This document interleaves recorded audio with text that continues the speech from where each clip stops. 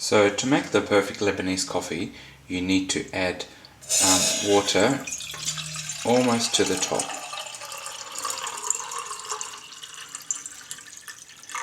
As you can see, we've left a little bit of space for stirring because we will add 6 spoons of ground coffee. The coffee beans are Arabica beans grounded. You can find the beans online.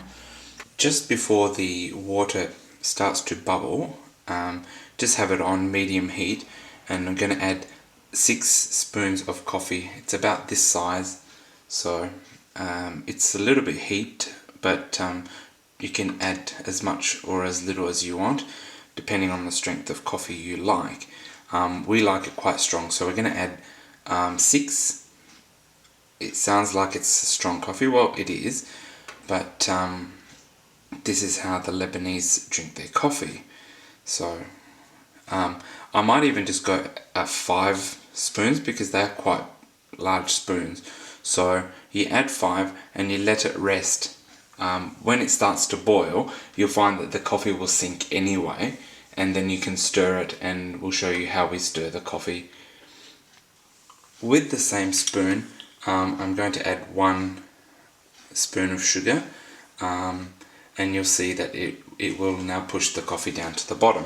So if you don't want to have sugar, you don't have to put sugar in there, and you can probably hear it starting to bubble. So what I'm going to do is actually start stirring a little bit, push the coffee down, and then just give it a little bit of a stir, so to break up the coffee. Then you have to be careful so it doesn't boil and overflow. But what we're going to look for is for the thick froth at the top as it starts to boil, and then we're going to move it halfway across the plate so that we only boil on one side, and that way we don't overflow our coffee, which I've done many times. And you can gauge how much more how much more boiling you actually need to do before you take it off and let it rest for a few minutes. So as you can see, the coffee beans have risen to the coffee granules have risen to the top, and you can't really do much at the moment. So you just let it boil gently. I'm on a medium setting, so you can actually hear the coffee brewing at the moment. So now I'm halfway onto the hot plate, so you see only one side will boil, so let it just boil on one side and just keep doing the same thing. Stir, but lift up the liquid and kind of drop it into the coffee.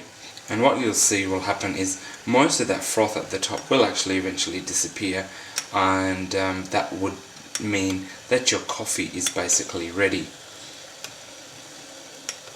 So let it boil a little bit more, give it a stir to the bottom if you want to.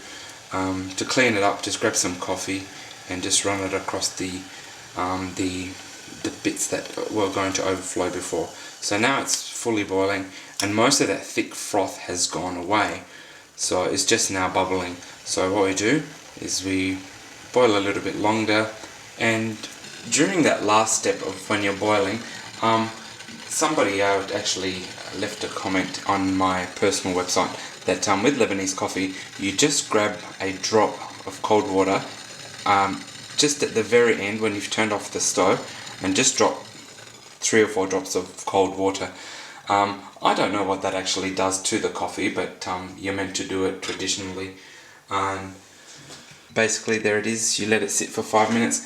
You cover it with one of these stainless steel lids, and a few more minutes, and then you can actually drink the coffee.